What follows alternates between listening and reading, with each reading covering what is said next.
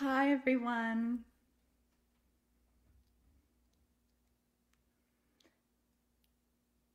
Hi, everyone. It's Allison. Welcome to song class. Hello, hello. It's so lovely to be here. Happy Friday. If you're here live, so happy to spend this time with you. And if you're watching the replay, I'm also spending this precious time with you. I'm like here with you in the future. So today we have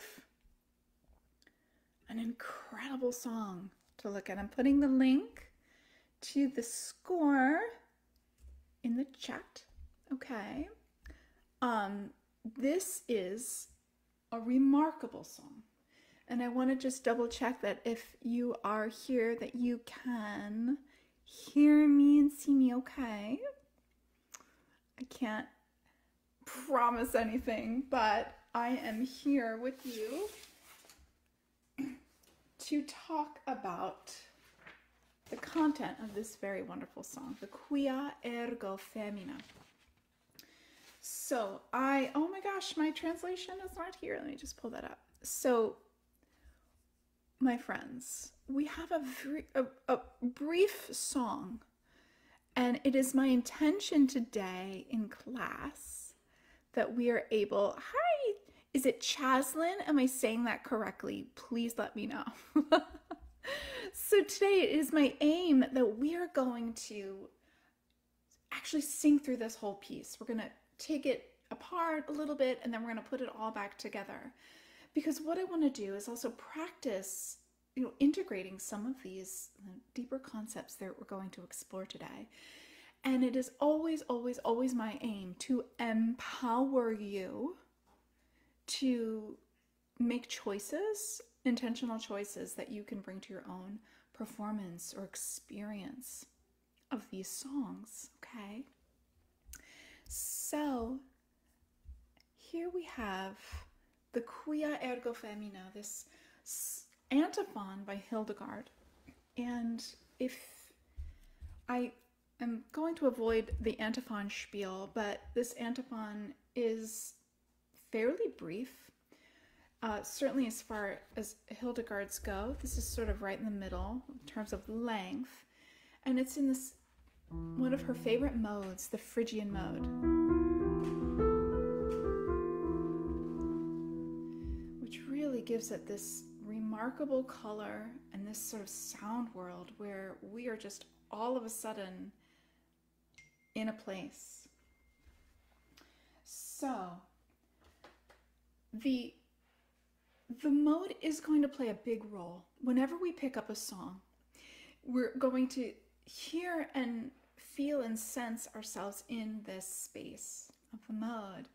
Now, in Phrygian mode, we are working with a lot of really sort of places of tension, musical tension, vibrational tension. We would call it dissonance. Yes, it is dissonance, but at the same time, it's really leading us into a place that is like learning how to hold that dissonance, that sort of non-alignment, but being able to hold that vibrational sort of tension. And that is something that we're actually going to use, not indulgently, but being aware of and intentionally. And that's something that I think Hildegard uses so much in this particular piece. Now that will come if you are someone that plays or performs with an instrument or with instruments, that can be used very effectively. It can also, you can sort of flesh this out. I want to talk about that a little bit as we get into this, because there's a shift in the mode that we can explore too. But mostly what I want to do is lay the groundwork for the text and sort of getting a clear idea of how this music plays with the text and how our sort of vibration making, our phonation, our singing is going to create and a more intentional connection with the text. I know that might sound really, I hope that doesn't sound too confusing, but we're going to explore this. And so, what I want to do is guide us in to the first line. And I want to talk a little bit about the nature of the feminine in this piece. So in Quia, ergo femina, I'm going to just pull up my translation, my hue. Right off the bat, we have, therefore, because a woman contrived death, a resplendent virgin abolished it. Now that's pretty cosmic right there. So what we have is one woman and the counter to that. So the first woman contriving death, that would be Eve, right?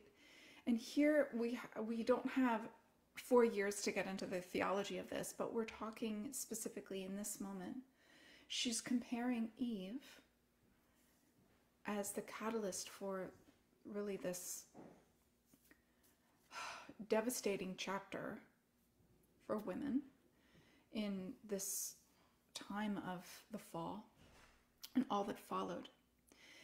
And how Mary, the new Eve, comes to abolish death through the birth of Christ and, of course, the redemption of humanity through Christ. So that's all packed into 2 lines. A woman contrived death and a virgin abolished it. So the word virgin is something we're going to get into a little bit today, because I think it's really, really important to be able to bring this into the present and how we connect to this song and the nature of virginity. And this is something that is really exciting to talk about. And she goes on, and for that reason, et ideo est summa benedictio, the highest blessing, in feminea forma, in womanly form, pre omni creatura, above all creation. And in Hildegard's Gestalt, all creation is everything, literally the cosmos. Us too, us human beings, and all that is on the earth and beyond. And that, okay, so let's just say that one more time. Because Eve brought down the fall, Mary abolished death. And because she did that, this womanly form has basically created or granted the highest blessing on all creation. Because Quia Deus factus est homo, because God was made man, homo, human, in dulcissima, in the most sweet, I love that hyphen, in dulcissima et beata virgine, in a most sweet and blessed virgin. So here we have this wildly huge universal sort of image that Mary is basically taking all, and Hildegard brings it back into this small, sweet, and blessed figure of the woman. There's something I will put this image in the group later, but there's a beautiful image, and I posted this earlier, this wonderful book that I've been looking at, which is the first time I've seen the images in Hildegard's third visionary work, the Book of Divine Works, in remarkable clarity. And the author is so good at this, about distilling the visions, which were not created by Hildegard, but someone who was creating from her words, created a specific image from this book, and I want to show it to you. And I'm going to put this in. I'm going to put this in the group later, guys. But here we have this beautiful image. And what I wanted to do is just sort of invite you as you look at this song, and as you explore other ways in which Hildegard is teasing out the symbols that are so rich, this tapestry of rich symbolic imagery in her visions, how these songs relate. Because let's face it, it's like, how many footnotes can we squeeze into a song? How many layers do we find? You don't have to know all the layers. I want you to just maybe even hold one idea. And if, we can plant that seed today, But anytime you pick up a song and we're looking at the text and we think, oh, this is nice Latin text, sort of makes sense. I want you to take it a step further and say, what is one thing that is speaking to me specifically? And for me in this moment, it's this. So that's why I want to share it with you. But it's, in this image, we see a pathway. I'll point it out in the close-up. But here she describes, in this image, that is a description of the round earth, the building, the way the star and the globes. Oh my God, but here I want you to see this. Here's the earth, okay? And here are this sort of terrible darkness engulfing the earth, or the thread of that. This red line here, circumference, is the zeal of God. And we're going to come over here, this beautiful sort of heavenly light here. It's leading to a building. Now this is where it gets really interesting. Right here. That's divine love. This blue line around divine love is the zeal of God. It's a protection. And here we're further protected by two sets of wings. Here. And oops, here I'm doing this backwards. Now here from God, the heart of God, there's a pathway leading to the Holy Spirit. This pathway is protected and blessed. It's led by stars here. But here's the pathway that Hildegard describes, and here's the relevant bit, as the way of virginitas, virginity. This is not a way just for virgins, i.e. women who devoted themselves to religious life in the more traditional sort of earth-based sense. But what we're talking about here, and Hildegard talks about this too, this notion of being filled, being in union with God, and being filled with Christ consciousness. So that's already pretty heavy, right? There's a lot to unpack there. But what I do want you to know is that it's not just a song for nuns or those who only see the Virgin Mary as someone who obviously did not have sexual relations, but was impregnated by the Holy Spirit. I'm not just talking about physiology. I'm talking about the Spirit.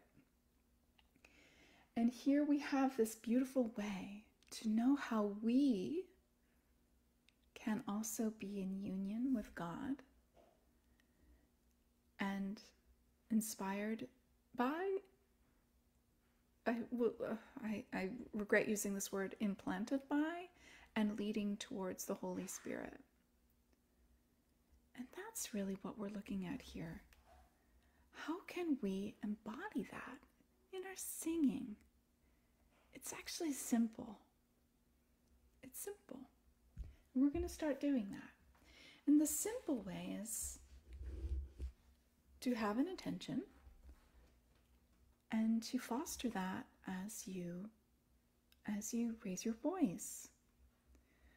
To be in union seems complicated, also pretty simple. It's an intention. And it's a practice. And I call this heart-centeredness. And it's a practice of leading from the heart as you sing.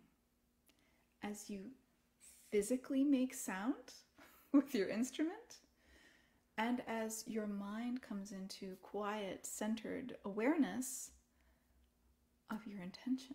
Okay? So, that said, this is where the rubber meets the road and we start to sing, right? We start to deal with the notes and the words and why is that in parentheses, and all of the things, all the questions and the doubts and the worries that come up as we do that. Here we go. So my friends, what I'm going to do is we're going to work line by line through this. We're going to just hear a little bit of this. I invite you to, the way I teach is sort of a call and response style. So I'm going to invite you to listen and respond. But I'm also going to ask you to hold on to this notion of intention for a moment. What is the intention that you want to bring? So here we have the first line, Quia ergo femina, mortem instruxit. I'm going to take a drink. Hold on, everyone. Therefore, ergo, a woman constructed death, a bright virgin demolished it. So in some ways, we have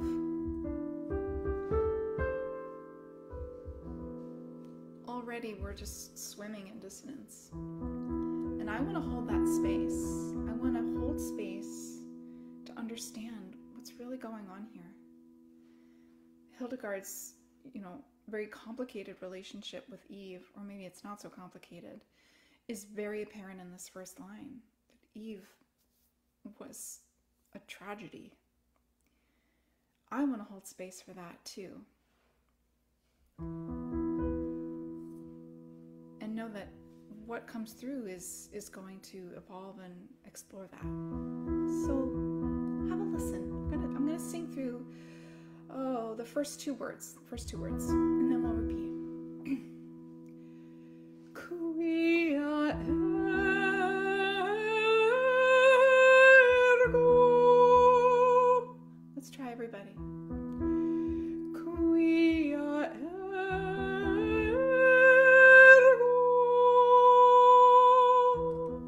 Beautiful. Now we have feminea. Listen.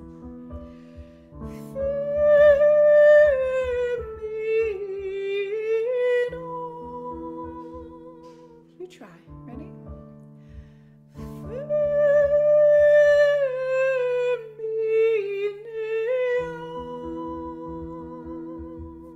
Good.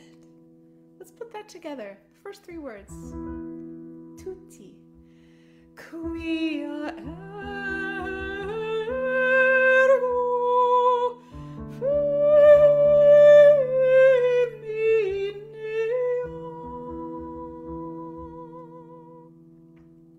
femina. I made a mistake. Femina. That's the woman. My mistake. Let's do that again, the way it's written. Quia ergo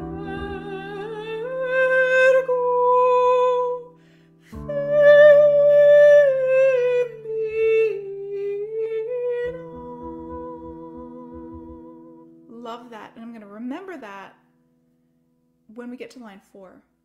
Not because I made a boo-boo, but because it just illuminated the fact that it is different, but yet one and the same, right? Love that. Here's the next word, mortem. Mortem.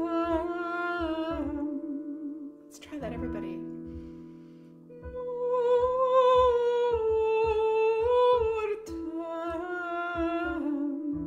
Last word, instruxit.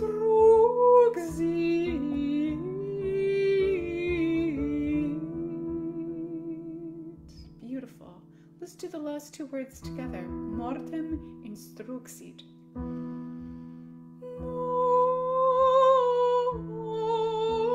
Mortem instruxit.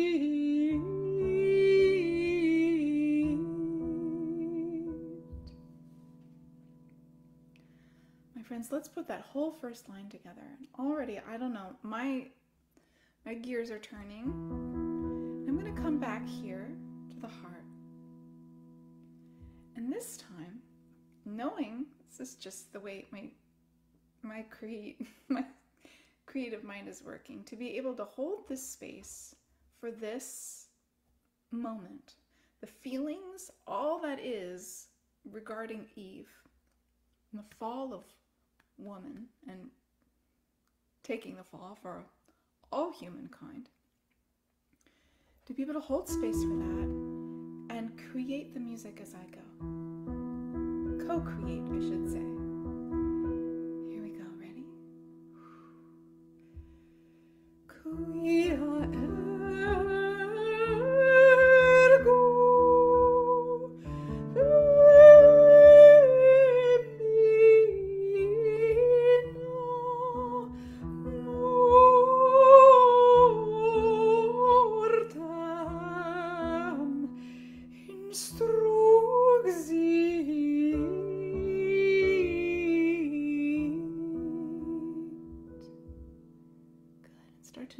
notice what's coming through for you. Let's keep going. Now we get to line 2, which is basically the antithesis of what just happened. In the first line, classic Hildegardian compositional technique on the word virgo. That glorious ascension, yes, and that beautiful cascading ornament coming down from that high octave, right? We have at first the word clara. I love the way this is. Here we have the word clara. Have a listen. Clara. Tutti, ready? Clara. Beautiful. And how beautiful she goes down to set us up for the ascent, right? Here's the next word.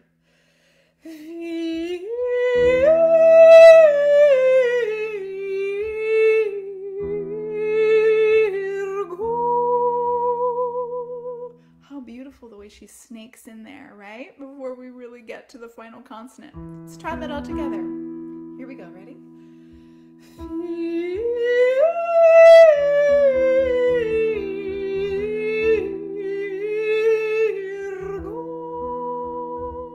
Let's put Clara Virgo together. The brightest virgin. Brightest as in shining countenance, but think about bright from the inside. Yeah? Clara Virgo.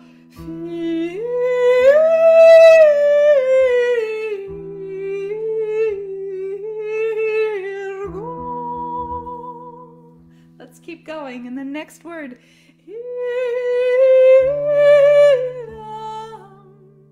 Love that. Ready?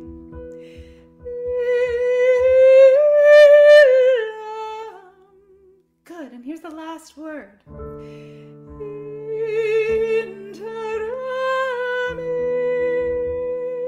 Where we see that little line above that, the tenuto marking, is not necessarily implying lots of length, but it's implying this musical pressure. Now, vocally, we would add, I don't even want you to think about your voice. I just want you to think about leaning into that as it rhetorically asks you to do so. Not as you need to do something, because it wouldn't come from here. It comes from the sense of, well, your intention, feeding your breath, and responding to the musical gesture. But here I want it to come really just from your being with that note and wanting to be in it and cuddle it and allow it. Interemit. Ready, my friends? Interemit. Good. Let's do ilam interemit. Ready? Here we go.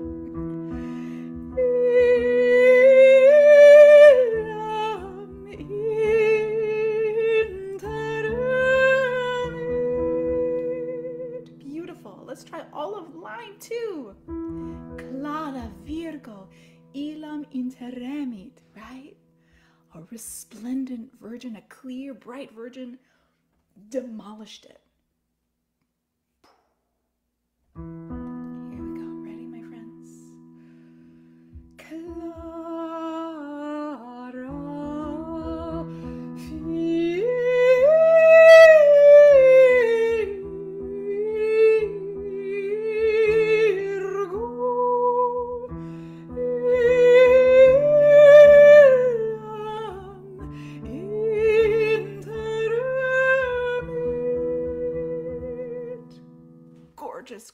gorgeous line. Yes. Et ideo, line 3. Et ideo est summa benedictio, and the greatest blessing. The greatest blessing. Have a listen. I'm going to push you. We're going to sing through all of line 3 here. Have a listen, and then we'll do it all together. Et ideo est summa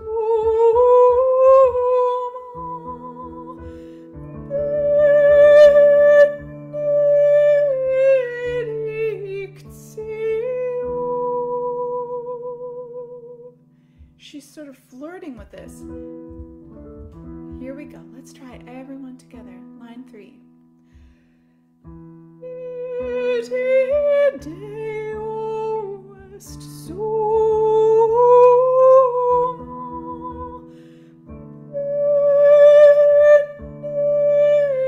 benedictio. So I'm going to point up, as we saw in the line above where we saw that tenuta marking, that's indicating a pressus in the notation. But here we have in line 3 those two little D's that are sort of snuggled up together.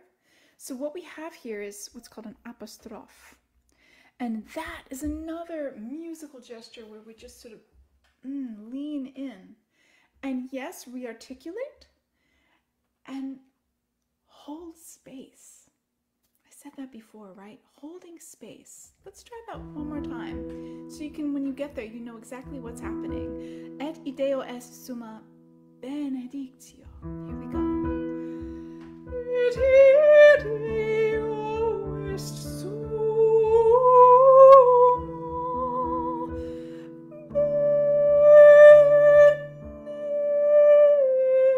benedictio.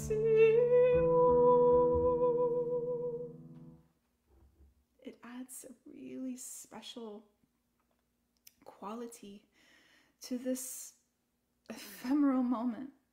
That's what music is. And then we have in the womanly form, in feminea forma. Have a listen. I'm going to sing the whole line and then we'll join all together. And of course, sing along if you want. In feminea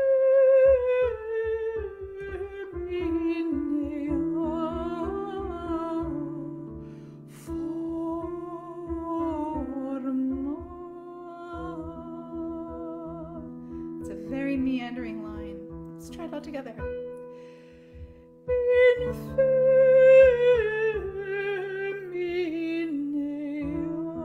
forma.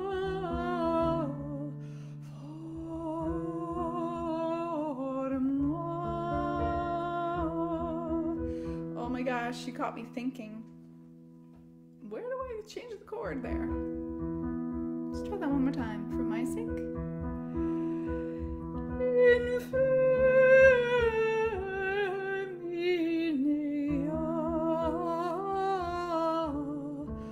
forma.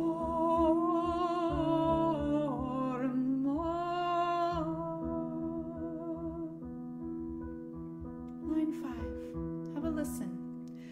Per omni creatura.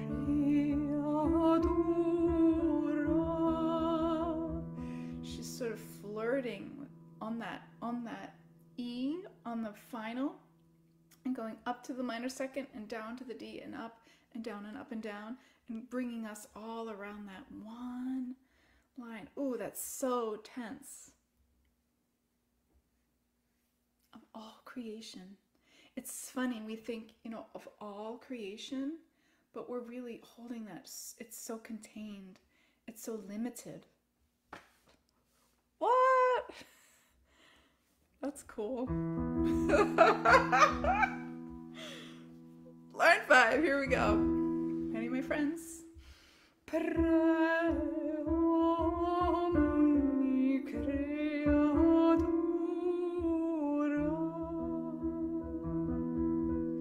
Now line 6. This is so good. That God made in mankind, in humankind. Let's just do the first word here. There's a lot going on in this word. Have a listen. Quia.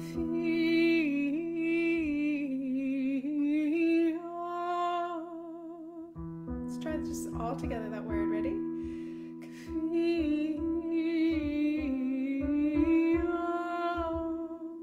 Love that. Now we have in the next word Deus. Deus. Much like the word benedictio in line 3, we have 3 repeated notes. Boop, boop, boop. Boop, boop, boop. We have this repeated apostrophes, which are just asking us to be in stasis, hold space, be there. And this is a very important word. So here we have We just try that word. Here we go.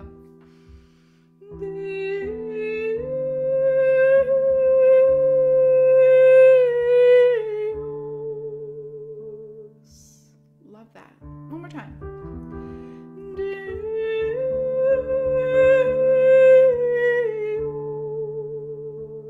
Good. Let's keep going. Listen to the rest.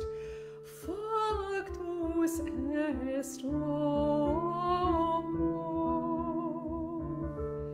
Here I'm playing D and A. I'm here playing, I'm sort of moving from the Phrygian that's in an E and B. This is for my people who are interested in accompanying. And I'm just moving it down one whole step from here. So here we have factus est. Ready? Factus est homo. Beautiful. Let's try all of line 6, everyone, okay? Here we go.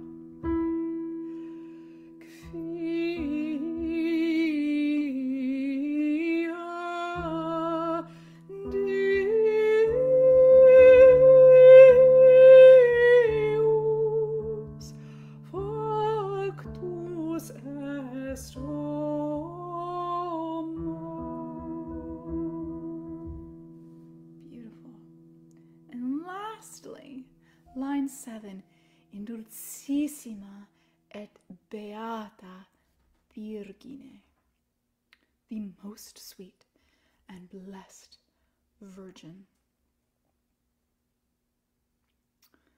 The way shower, the standard bearer of all that is surrendering to God and showing us the way of Virginitas. So here we have, again, sort of snaking around the final here. Have a listen. I'm going to sing Indulcissima, okay? And we'll sing it all together. Indulcissima.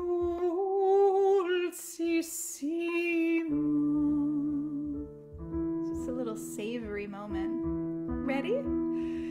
Indulcissima.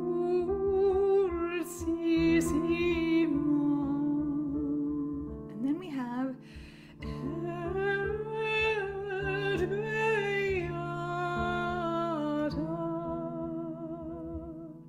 let's try et beata. Ready? Et beata. Last word. Oh, perhaps the most tender word.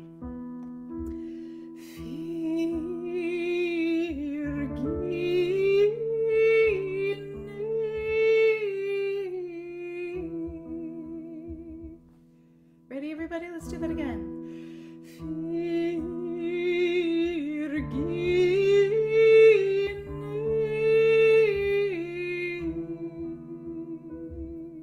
Beautiful. Let's put that whole line together. Indulcissima et beata Virgine. Here we go. I hope this is fun, because I'm having fun. Ready? Indulcissima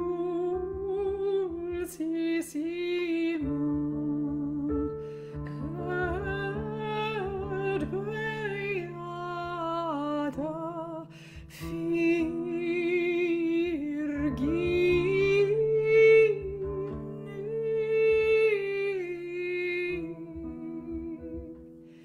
There's also sort of an interesting thing happening in this last line. This repeated figure. We hear it in the word et and in the word Virgine. So it's almost like a sort of the sort of first statement and then the sort of closing statement. Can we try that line again? I really like that line.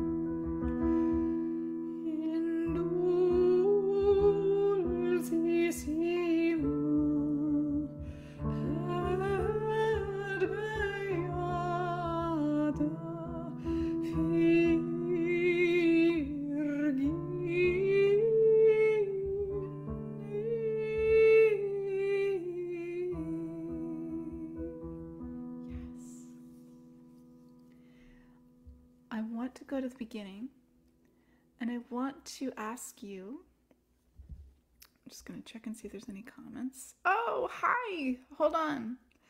Aaron, hi, my friend. Question, are the larger notes the one you would say are the melody? like the red ones in the last time that we did the Caritasso Mondel, the red ones in the other score, the smaller ones being ornaments. I get the sense that even some of the larger notes are not fun. Yes, yes, yes, yes, yes. It is not about the small and the large. So in the way that I've transcribed this, large notes, large note heads, this is just a convention of the modern notation, are indicating a neum that would have something of greater or relatively greater depth, intensity, duration, strength, versus faster, shorter, less, more dynamic versus weighted, or I would say at the same time everything has this relative level of plasticity and play, and it's up to you. And of course it's chant, so we're following the text. So to answer your question, Erin, such a good question. It's not really about the big notes. When we're looking for, say, the bones or the structure of the melody, it is in some ways taking away the little notes, but that's not necessarily going to give you that. It's asking yourself to play with it, look at it. What's calling to you? I often will look at, say, the first note of each syllable. That's a good indicator. So in chant, every syllable is going to be notated. It's sort of how it's organized in some ways, at least within a line and in a smaller unit. And so that's going to be some indication. So take something like line 5 that is mostly syllabic, mostly. That's going to be pretty clear, right? Sopra omni creatura. I don't have to worry about finding my way through a bunch of ornamented melismatic syllables. I'm going to feel that and sense that in many ways it's easier to sing. It's certainly easier to communicate.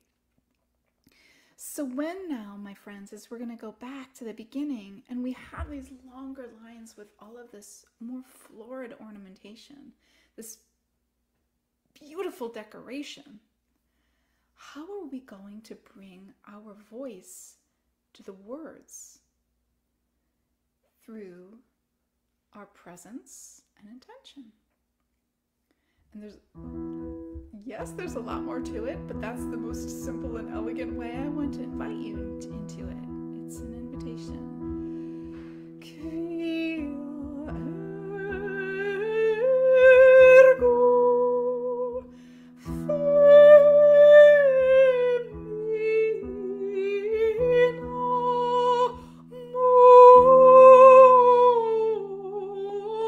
mortem, instruxit.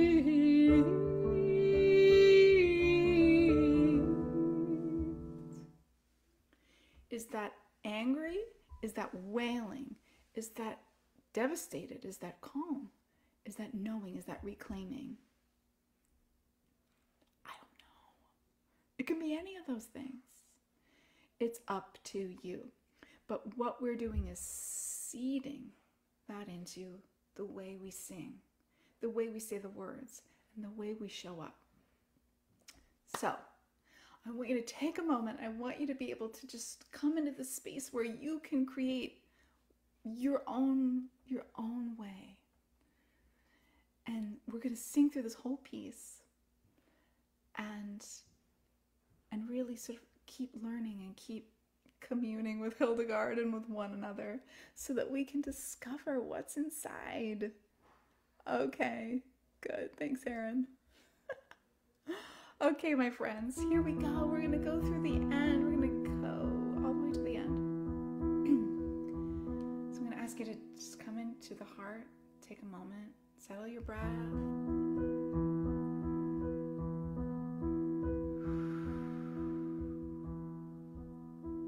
And really allow yourself the space to become a vessel, an instrument that is only what you can bring from your experience and your your physical body and your mind and your spirit. Best things about you. Here we go. Ready? Quia, ergo,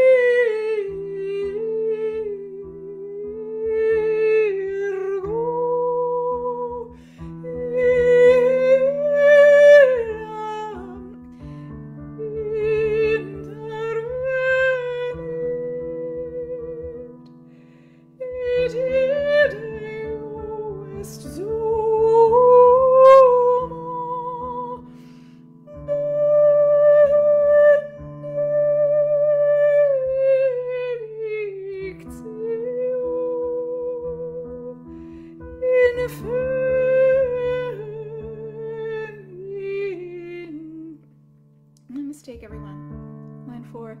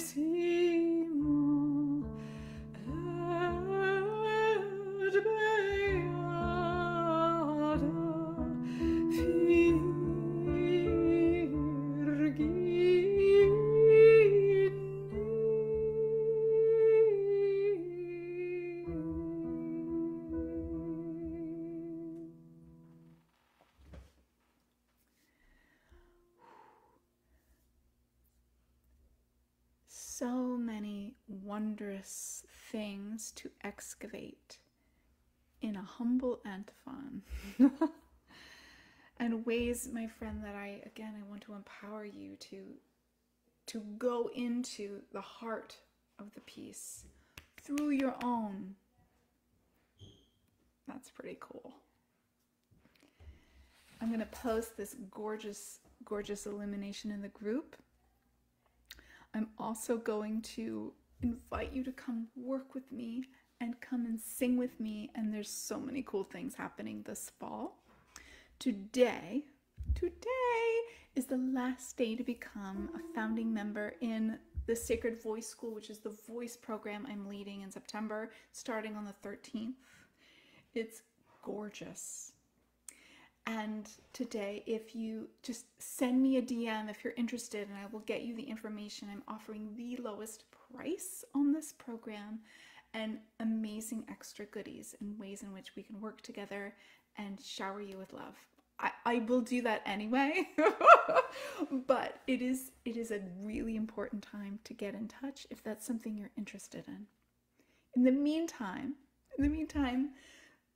I hope you like song class and voice class and green class. It is so incredibly joyful to share this music with you. And as you saw today, sort of working through some of this myself, there's always, like, every time I come to a piece, I see something new. It's one of the greatest gifts and blessings of working with the music of Hildegard. I love it so much.